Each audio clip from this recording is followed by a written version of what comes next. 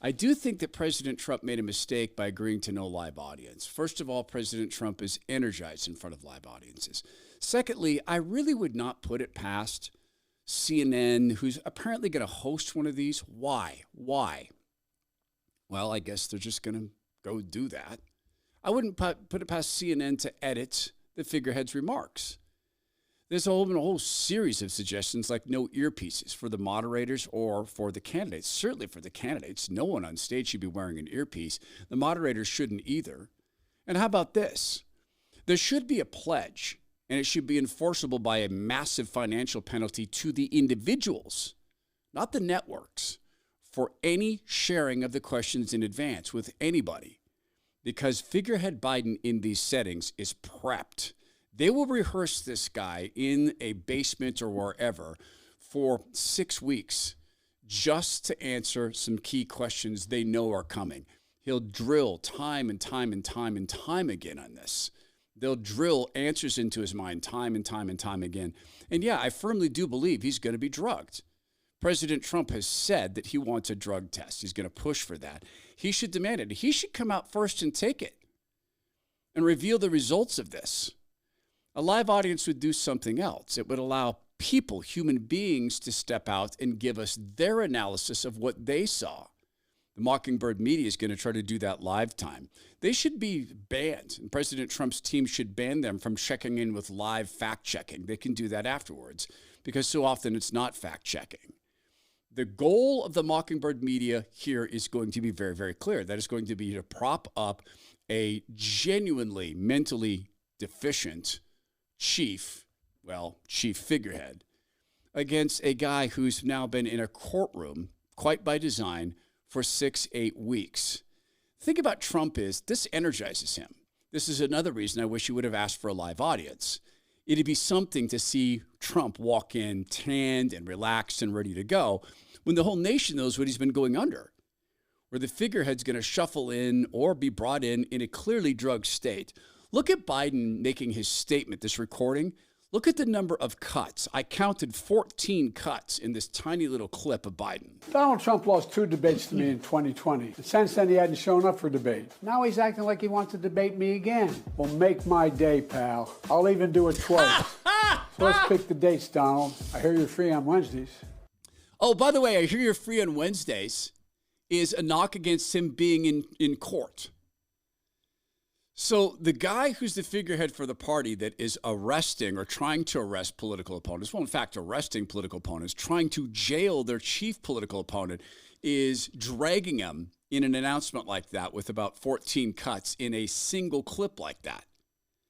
Biden undrugged, Biden without blood packing cannot withstand these debates. These are some reasons that there are fewer of them, only 2. President Trump should push for this third one. On Fox News, okay, I don't know that it matters because Fox News is trying to do what they can to act like they're bringing Trump across the finish line, but of course they don't really mean that. They don't mean it at all. They know their job.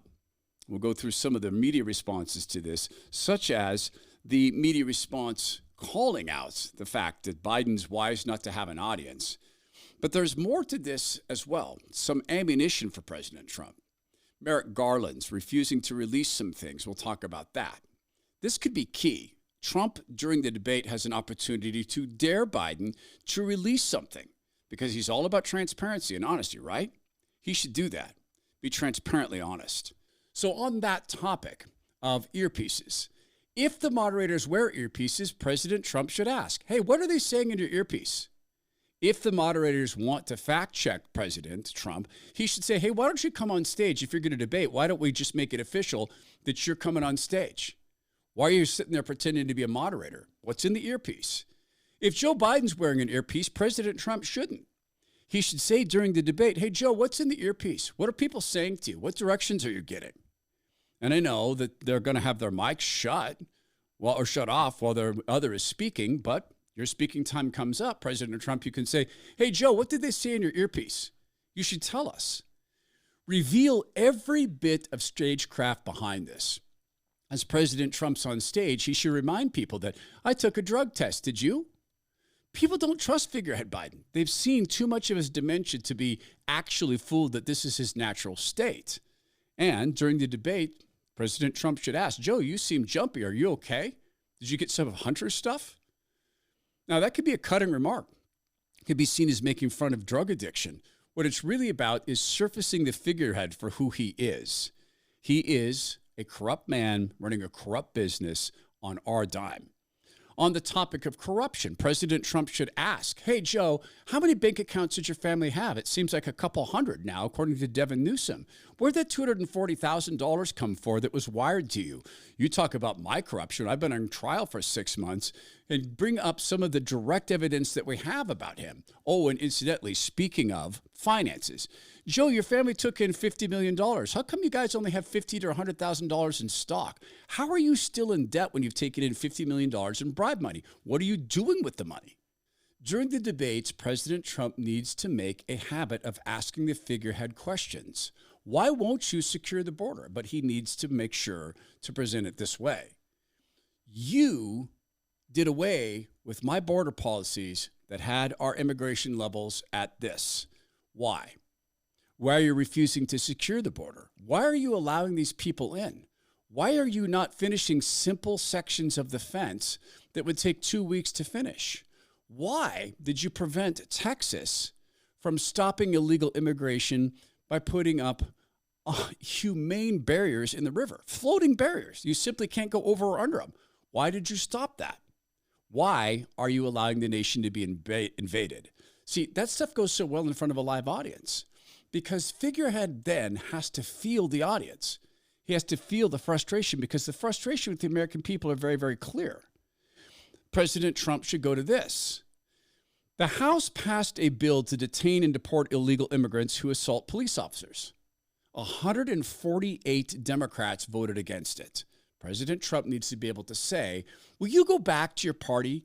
148 of your members voted against a bill that would deport illegal immigrants who assault police officers. Will you go to that? Joe Biden, will you promise to do that today? Again, that plays well in front of a live audience. And if the figurehead has an earpiece in, he's going to respond to that in the way that he's told to respond to it. And President Trump should say, is that what they told you in your earpiece?